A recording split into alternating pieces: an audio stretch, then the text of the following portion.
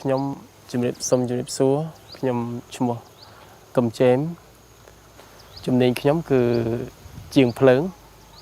ហើយនឹងជាងធ្វើម៉ូតូគឺខ្ញុំមិនទាន់មានប្រពន្ធនៅឡើយទេឮទីបន្ទាល់ពីលោកគ្រូគង្វាលម្នាក់នៅឯដែលជួបជាមួយនឹងលោកគ្រូសមឿនអិនតាល់ហើយគាត់បានទទួលវិទ្យុ FEBC ពេលនោះខ្ញុំក៏គាត់ណែនាំឲ្យខ្ញុំបានស្ដាប់វិទ្យុដើម្បីឲ្យរីកចម្រើននៅក្នុងសេចក្តីជំនឿទៅមុខអញ្ចឹងជារៀងរាល់ថ្ងៃនោះខ្ញុំតែងតែស្ដាប់វិទ្យុហើយ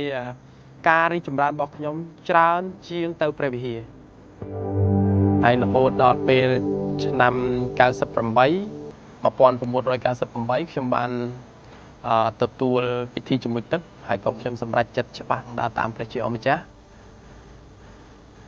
បបហេតុដែលខ្ញុំត្រូវបានតុលាការឃុំខ្លួននៅក្នុងនៅហើយគេបានចោទប្រកាន់ថាខ្ញុំទៅនៅលើដីរបស់គេ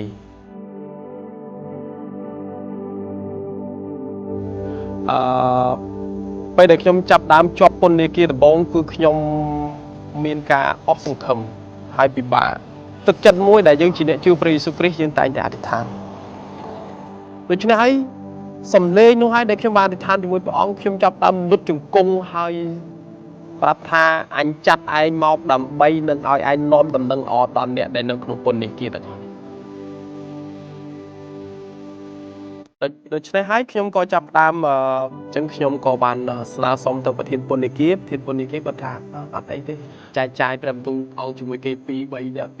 ក់អ្នកណាដែលអាចអង្គុយនិយាយខ្ញុំបានពួកយើងអត់មានធ្វើការអីទេដល់នឹងអ្នកដែលនៅក្នុងពន្ធនាគារនោះគេអត់ដែលឮដំណឹងល្អទេ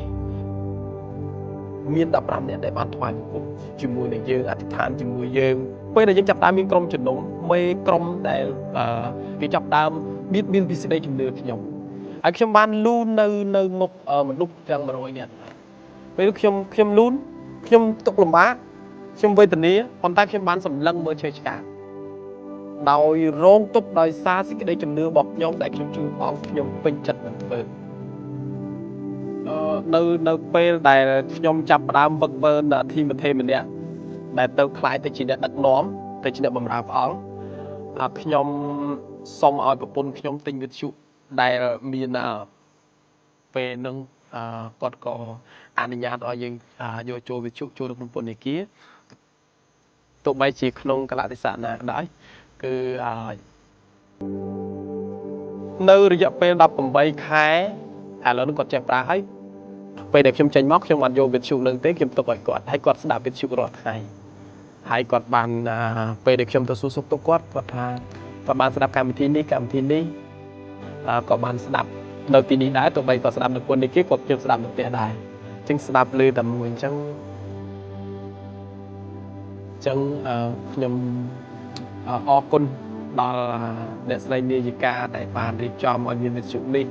ទោះបីជានៅគ្រប់កលៈទេសៈណាកន្លែងណាក៏ដោយគឺសំឡេងនោះបានគ្រប់នឹង10អធិដ្ឋានហើយខ្ញុំចាប់ដើមផ្សាយដំណឹងល្អពីព្រះយេស៊ូវគ្រីស្ទទៅដល់អ្នកទោសហើយខ្ញុំនឹងបន្តអធិដ្ឋានសម្រាប់អ្នកទោស